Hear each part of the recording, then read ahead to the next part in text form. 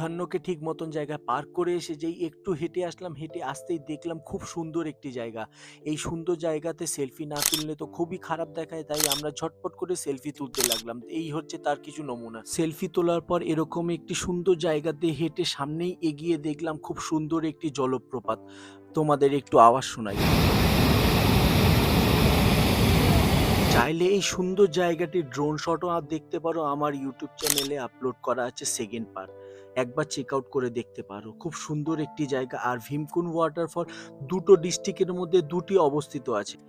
বন্ধুরা, আমাদের প্রথম স্পট ভিজিট করার পরেই যেই আমরা বাইকের দিকে চাপবো তখনই আমার পিলিয়ন দেখে বলে আমাকে এই ছোলা মাখা কিনে দিতে হবে। তারপরে তার সাথে একটা পাঁপড় ভাজাও নিয়ে নিল। আমরা এমনিতে লাঞ্চ করিনি, আর আমার পিলিয়নের এমনিতে খিদে পেলে মা চণ্ডী হয়ে যায়। দেখা যাক কি হয়, সামনে যদি সুযোগ হয় সেরকম হোটেল দেখলে আমরা লাঞ্চ সেরে নেবো। আর এখান থেকে আমরা নেক্সট যে ডেস্টিনেশন যাব সেটা হচ্ছে মা তারিণী। আপাতত ঝটপট করে এটা নিয়ে তারপরে বেরিয়ে যাওয়া যাক।